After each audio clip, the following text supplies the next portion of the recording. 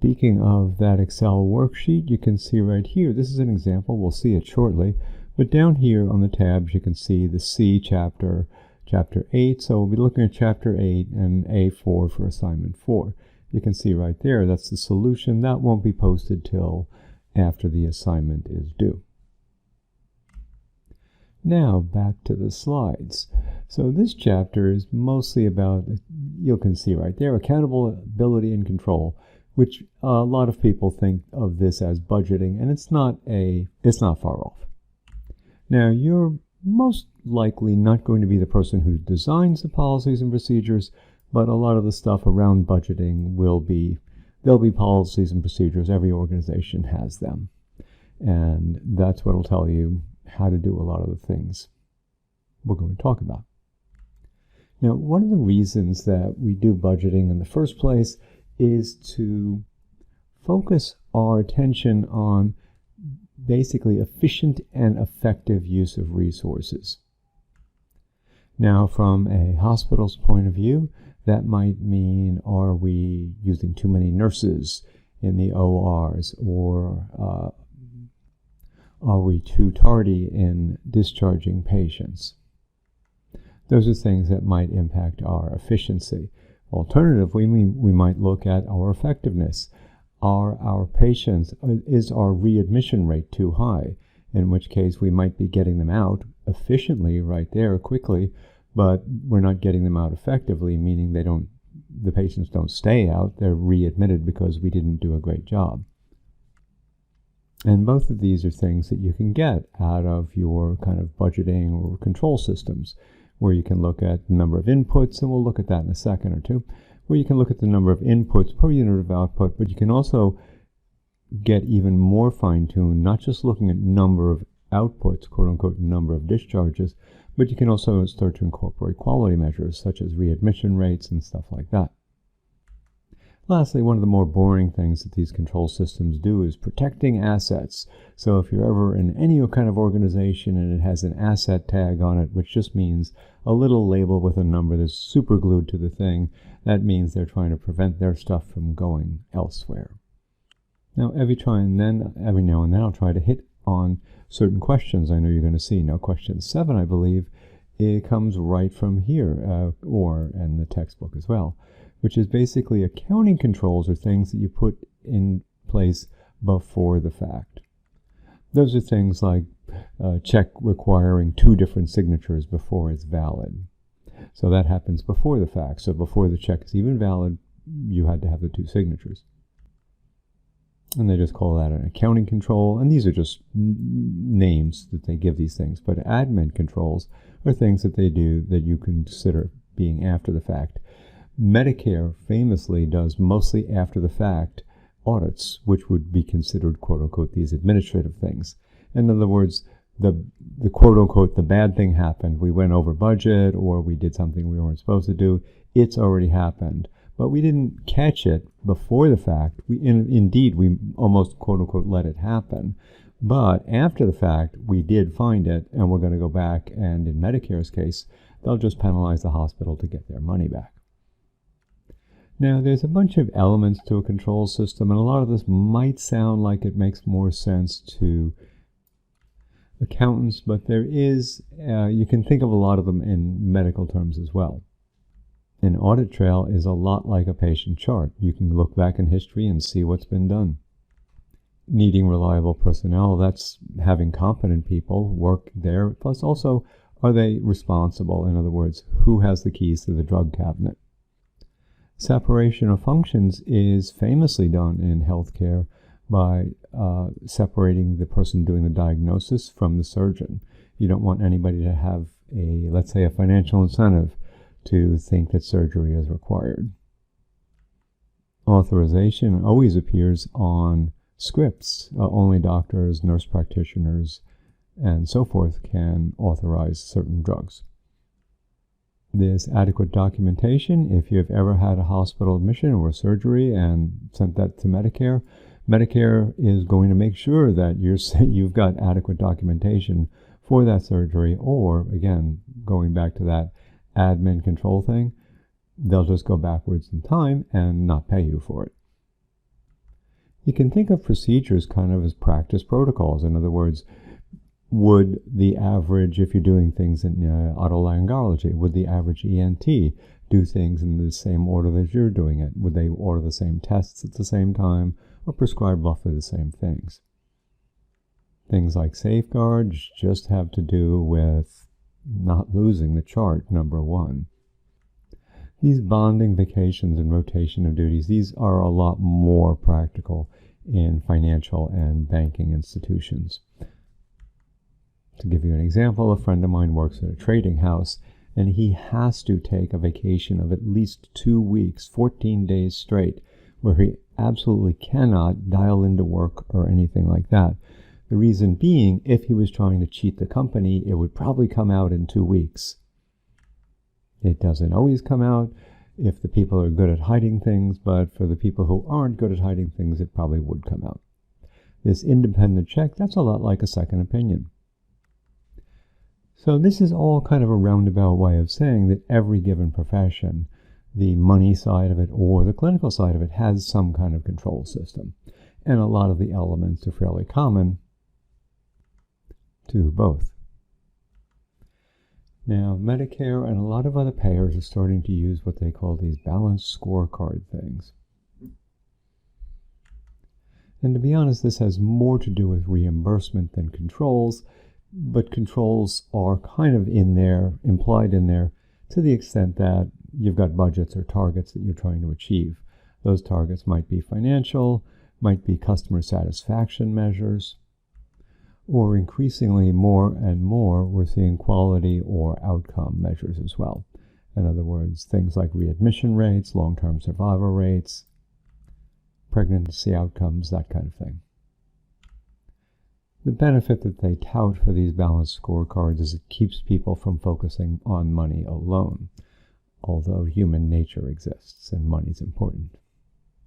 And here again, we see the idea that organizations would be measured according to several different metrics. So in theory, for example, my time spent linking the university to a lot of maternal and child health government and community organizations is just as important, let's say, as bringing in millions of dollars in grants. Again, in theory. Although your experience, and mine for that matter, might not always bear that out. Now, as we said earlier, there are some measures of quality control. We're not going to go into those in this chapter in great detail. This, however, is your typical quality control chart. Shows you your target level and shows how you've been doing over time. FYI, this is kind of a bad chart because it doesn't give us any clue other than when bad things are happening or good things are happening. It gives us no clue as to why. For example, you might have, if you charted also staffing, let's say staffing per patient, you might have found that if staffing per patient was going down at the same time that this quality measure was going down, that would say, oh, okay, one of the reasons our quality is bad is because we're not staffing up enough. So simple time trends are kind of useless, but when you put one or more other things associated with it, you can start to see if there's a relationship or not. The Sarbanes-Oxley, there's a question, I believe, in the text about this. The simple reason that Sarbanes-Oxley exists is so C-suiters, CEOs, CFOs, and so forth. So C-suiters are required now to sign off on financial statements. So the level of a lot of CFOs in the past have claimed that they were duped, that all of their employees were lying to them, that they had nothing to do with the bad things or the hidden liabilities that they weren't telling the public about. And they would say, oh, I didn't know I was duped. Sarbanes-Oxley takes it off the table. If you're the CEO, it's your job to know. Now, some of the key features of the Sarbanes-Oxley makes a little sense, or a lot of sense. It really pushes the need for this audit committee right here. And especially, they have to be fairly independent. There can be no C-suiters, no CFOs, CEOs, or anything like that. on that audit committee because those are the same people signing off on the accuracy, so they shouldn't be on the audit committee. If you've got, well, you shouldn't have paid consultants on that committee, because if they're a consultant and they're paid, you might just pay them to rubber stamp your decision. And lastly, you've got to be somebody with actual financial experience. Now, the most important or most practical part of this chapter is what they call variance analysis. And all this does is it breaks down why our total costs, for example, were higher or lower than expected. Now, to get you used to some of the ideas behind this, oh, by the way, notice that in the Excel reference, the questions are already there, either literally exactly from the chapter or paraphrased. Now, one of the questions asks about whether or not volume increases are good or bad. And a lot of that really gets to variance analysis. Now here this is just a made-up example. You can see our baseline or our expectation was we were going to do 100 units at that much per unit in revenue. Right there, that's the revenue, that's our cost. So we're going to make that much in profit per unit. 20 minus 15 is a 5. And you can even see here, there's your formula. And then the worksheet even does some math for you so you can see your revenues, expenses, and profit. So that's just a baseline. And this is just like a little play area. You can play with your own numbers, but all the formulas are there. Now, what variance analysis does is it looks at how certain changes might ripple through. Let's say I'm not a good speller at all, cost per unit was increased. So we would have the same revenue per unit. So there's the $20. In other words, our market price hasn't changed, but our cost has gone up. Let's say we've gone up to, let's say, 18. So just copying that same formula, you can see that our profit moves down to $2 per unit. And since this question asks about whether or not volume increases are always a good thing or a bad thing, let's assume that our volume went up to 200. Again, just making up numbers. Then we can just copy these formulas over right there. And you can see that in this case, the volume increase from 100 to 200 was not a good thing because our total profits went down. However, if the same thing happened, in other words, we still went up to 200, but if our cost per unit stayed at 15 and our price stayed at 20, then all of these, we can just copy those again. In this case, our original was 500 right there. We're now at 1,000. So in this case, the volume increase was okay. The reason it was okay was because we continued to make $5 a unit. So our profit per unit didn't change. But since we're doing more of them, our total profits went up. And just to be an economist for 1 second, if our volume, again, went up, and our price per unit, the market hasn't changed, but maybe we're getting what they call economies of scale. We're starting to be more efficient as we do more of these things. Again, we can just copy this bottom part down because these just depend on the top stuff. Our profits have now gone up to $6 a unit, which means our total profits have gone up even further. So getting back to this question, do increases in volume always lead to good things? Not always. A lot depends on what happens to the cost per unit, or the other half that we never considered is whether or not the price per unit would go down as we started making more because supply and demand. And we've kind of passively already answered one of the other questions in the chapter. Variance depends upon difference between, well, we already kind of had that up there, the budget and the actual.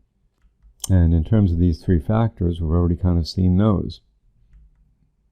You've got volume, price per input, and, well, implied in here, you've also got some input quantities as well.